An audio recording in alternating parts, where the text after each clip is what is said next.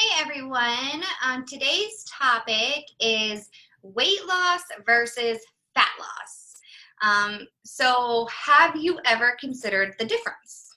What does it mean to lose weight versus losing fat? Well, when I lay it out like that for you, I can imagine that you are all saying, I want to lose fat, right? It's not just about the weight. I don't want to lose bone density. I don't want to lose muscle mass. I don't want to be super dehydrated. Those would all help me to lose weight as well. But that's not what we're trying to accomplish, right? We're trying to accomplish fat loss. And so you might need to shift your focus just a little bit if your goal is not just weight loss, but fat loss. I have kind of three little areas that we want to look at when we're talking about this. The first one is the problem with using the scale as your only measurement tool. And this really is where this is going to make a difference, because the scale is only measuring your weight loss. It is not measuring your fat loss. So again, it's just a snapshot of where you are, and it does not tell you the complete story. So if you're well hydrated, if you had a really tough workout yesterday, if you had carbs or salty food, then you might be retaining water. The scale might be up. And none of those things mean that you have gained fat, right? We just talked about that. It's hydration, it's whatever. There's all sorts of things in your body that are not fat, that weigh something. And so when you really want to focus on fat loss, you're going to want to include something besides just the scale. And I've kind of mentioned that before. I don't think in cutting, meaning when you're trying to lose fat, I don't think when you're trying to maintain, I don't think when you're trying to whatever, just the scale is going to be enough information. So, okay, so that's the first point. You're going to want to include some measurements, pictures, something else besides just using the scale if you're really focused on fat loss, okay? The second thing we want to think about is food, okay? So you have been told over and over again, and from me as well, that if you're in a calorie deficit, you will lose weight, and that is true. Also true that if you are in a calorie deficit, you're gonna lose some fat and then some amount of protein.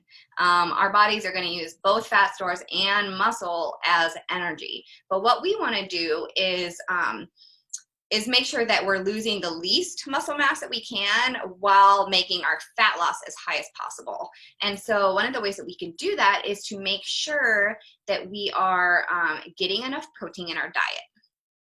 So I've talked a lot about protein. If this is something that you are confused on as far as like how much you should be getting, or from a weight loss perspective, how important it is, it's really important. I'll just tell you that, because when you're in a calorie deficit, again, you're utilizing some kind of fuel in your body, either fat or muscle. When you don't have enough protein, you're more likely to use your muscle mass. And so again, to some degree, we're going to use a little bit of it up, but we want to limit it. And so we want to make sure that we're eating adequate protein if we are in a calorie deficit.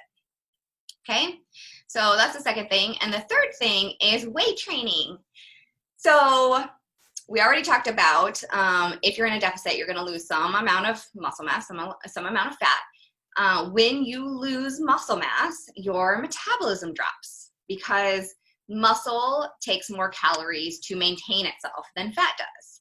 And so one of the things that you can do is to minimize the amount of muscle loss is to be weight training, is to be building those muscles at the same time. And so we're talking about full body here. We're not talking about just cardio or just abs or something like that. You need to be using all the muscles in your body. And I've done a video on exercise. You could also reach out to me if you have questions on that.